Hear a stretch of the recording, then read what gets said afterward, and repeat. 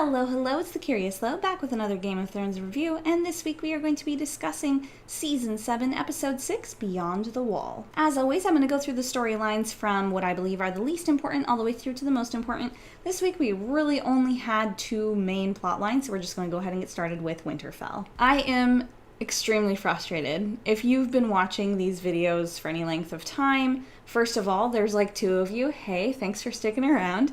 You know that I have just been waiting for Stark reunions, and I just want all the Starks to be together and get along, and I'm okay with a little bit of animosity, but I was really thinking that Arya and Sansa might butt heads a little bit but would ultimately get through it. I still have hope that that is what will happen maybe in this coming season finale, or God forbid next season, because that's at least a year, probably closer to 2 away. I had faith that that was going to happen, and it just went to Stupidville in a handbasket on fire, and I'm so frustrated with specifically Arya, a little bit with Sansa, very frustrated with Peter. This entire plotline made me very angry, and it's not even, I want to take that back. I'm not frustrated with Arya. I'm frustrated with the writers. I feel like this is crazy that her character would not go to this place. And the only thing I can think of is they're kind of tricking Peter, but that would be super dumb because they haven't showed us any indication that they're tricking Peter. I don't know. That's how I feel.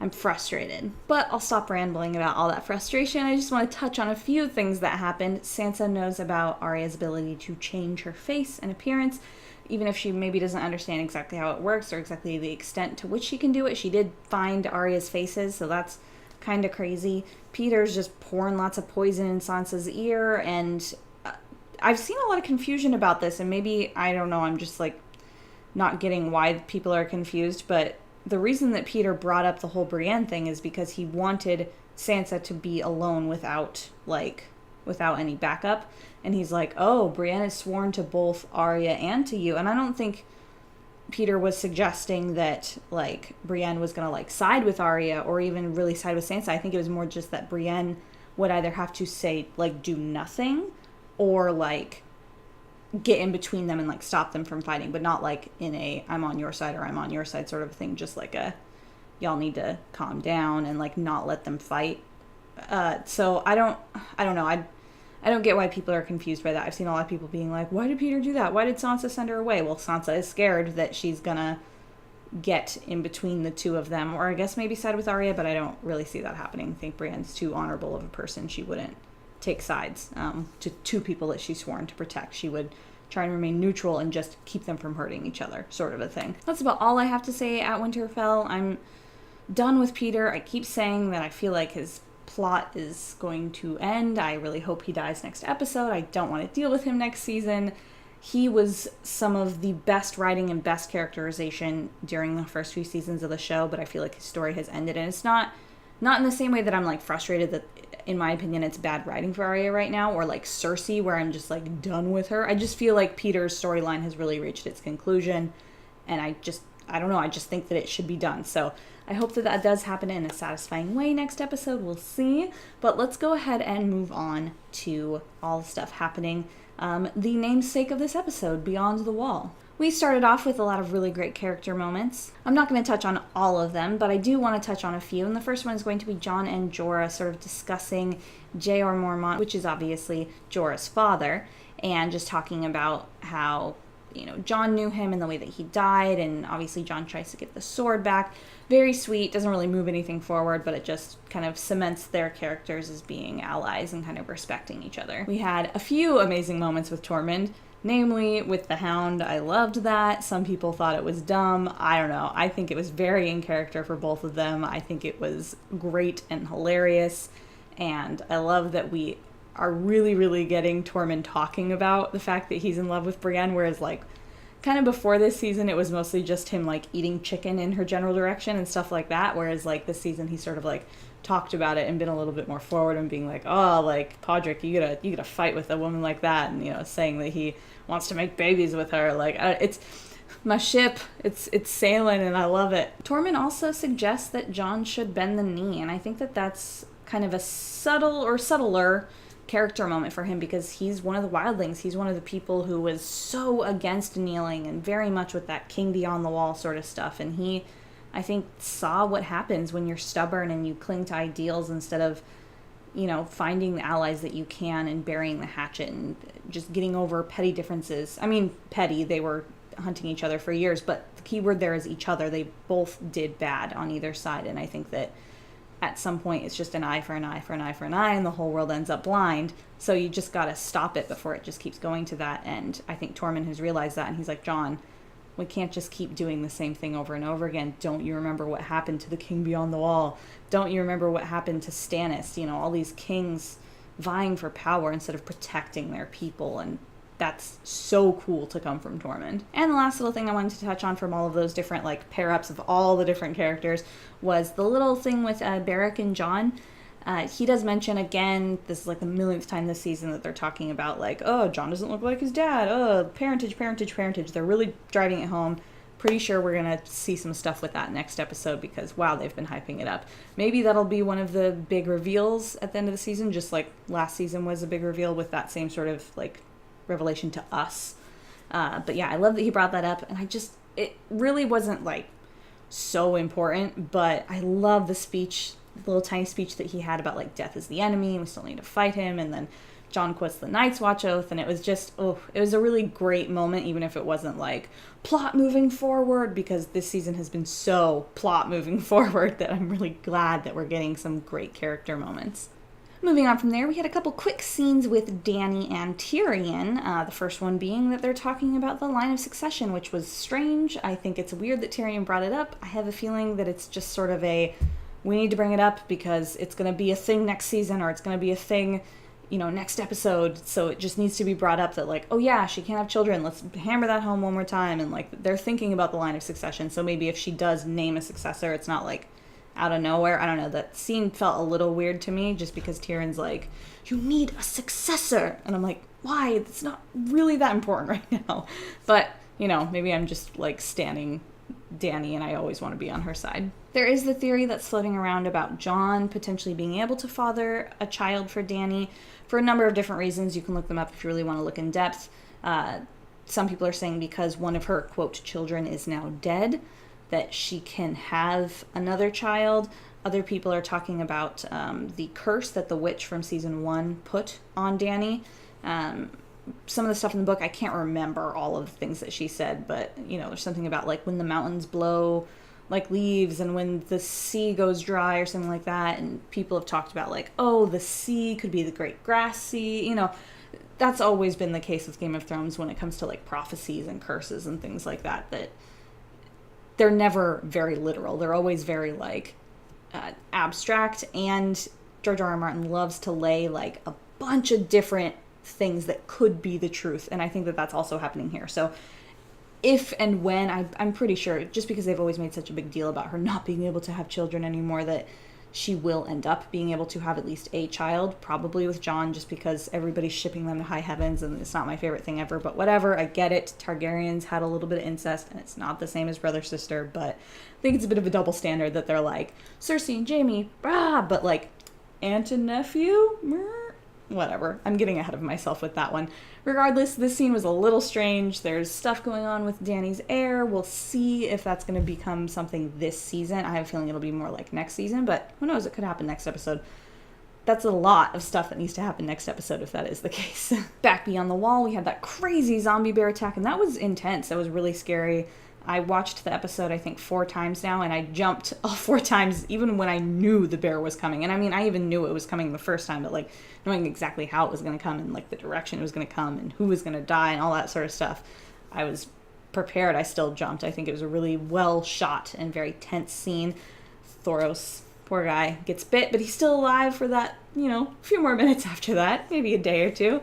They didn't really discuss it. They didn't touch back on the fact that they're all using Dragonstone knives and axes and stuff, with the exception of Thoros and Beric and Jon, just because they all have kind of magically various swords that can do things.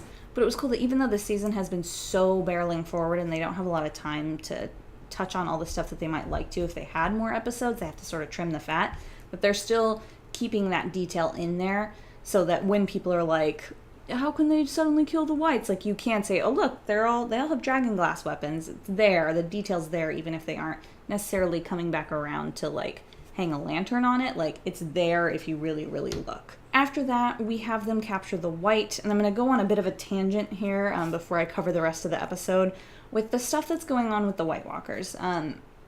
Maybe this is going to end up being just like the Arya Sansa thing, where I'm like, yeah, I have faith in the writers, and it's going to be great, and look at how cool this is going to be, like, here's the theory, and then the next episode, Arya and Sansa fight it out, or, you know, in this case, this is all just kind of lazy writing, but it's me hoping that they're going to have some clever writing here, that it wasn't just like, oh, this one white happened to be the one that didn't die because it was turned by somebody else, and like, oh, they just happened to not be able to get across the ice after all the other guys kind of, like, broke it a little bit, and then days later when it's frozen, you know, they're able to, like, now they're able to get across.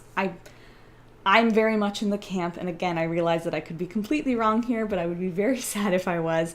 I'm very much in the camp that the Night King planned this, knew this was going to happen. There's been a lot of stuff that suggests that the Night King is a green seer, like Bran, if not actually Bran, but that's a whole other theory for another day. I don't necessarily follow that one, but I do think that he has some sort of powers of foresight, just all the ways that he's been able to, like, sense Bran and get into Bran's head and stuff like that. They've got to have some sort of connection with the old gods, and we know that, assuming, you know, the Night King was the one that they originally turned, the Children of the Forest, I mean, that person, you know, would have had some sort of connection with the old gods, and so, you know, that could be carried forward. So I think that he at least has some sort of insight into the fact that Dany has dragons, whether it's, you know, being able to have visions of what's currently happening or just visions of the future, visions of the past, who knows. I really think that because there was just the one white and they just stalled at the edge of the lake for days probably, and then right at the last moment they're charging across so that, you know, it's going to be chaotic once Dany gets there and she has to swoop in and kind of not think about her dragon, so then he has the time to spear the dragon, that it then goes into the water, and then they have those big ass chains that can pull the dragon from the water. And, you know, it's just a lot of different, like, it's either kind of lazy writing and sort of a coincidence that all this stuff happened and, like, oh, how lucky for the Night King, or it's like he knew this was going to happen, he kind of planned it and, like, allowed this vision to come to pass, and then is going to be using that dragon to either burn down the wall or breach the wall, or even if it's not playing into how they get across the wall, although I think it will, it's still like, you know, now it's not 3 dragons who can just go over all of these whites and kill them with fire, like easy peasy, and then you only have to deal with the White Walkers. And I mean, there's enough Valyrian steel going around that I think that if they were pretty smart about it, they could actually take out the White Walkers. But, you know, all of that stuff bundled together, I think would be a lot more clever, that he has the dragon now, you know, it's one ice dragon, but I think probably still breathes fire, and then 2 regular dragons. It kind of evens the playing field a little bit. It's sort of what they did at the beginning of the season with evening the playing field between Dany and Cersei, where they really took out a lot of her things that made her this, like, you know, crazy force. So it's sort of bringing Dany back down. It's a little frustrating that she spent all this time building all this stuff up only to, like, just have things, like, pecked off one after the other. I think that this is probably the last thing that's just going to be pecked off before we really get into big battles. Maybe the battle at, you know, the end of this season, and then I assume that next season is going to be a lot more just the war between the White Walkers. I really, really feel and hope and pray, dear God, don't let me down, writers, that Cersei and Jaime are going to die next episode. I mean, not Jaime necessarily, but, like, Cersei, just that whole thing is going to be wrapped up. I really don't think that season 7 is going to be all this politics and things like that. I think that really is starting to wrap up, and that's starting to show, for me, like I've already said in multiple episodes, I'm sort of done with Cersei. I want her to be done. I'm done with all the politics. There's way bigger things happening. I'm in Jon and Dany's, well, now Dany's camp, that I'm like, oh, this is a way bigger deal than who sits on some stupid throne. Like, we're all gonna die if we don't band together. So I think that they're probably gonna have some sort of battle skirmish thing next episode, and then next season we'll see a lot of that sort of stuff. Anyway, I got very off track. Let's go back to some of the things that were actually happening in this main plot line.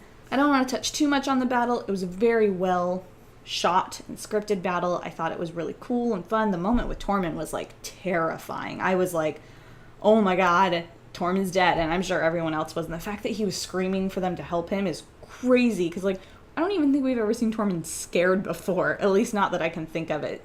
Even if we have, it's not the air that you get from him. You know, he's overconfident and he's, you know, crude and oh my gosh, that moment like really stuck with me.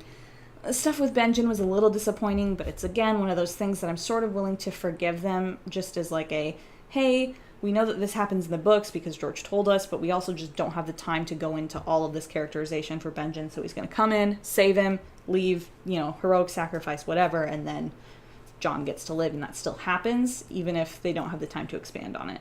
Our final little sequence between Jon and Dany, I've already mentioned it in this episode and in previous episodes that I'm not a huge fan of this ship, although I do get that since this is supposed to be sort of like a historical Europe that this is based on, back in that time, yes, brother and sister incest or like parent-child incest would have been severely frowned upon, but like cousins were married all the time. That was a lot more common.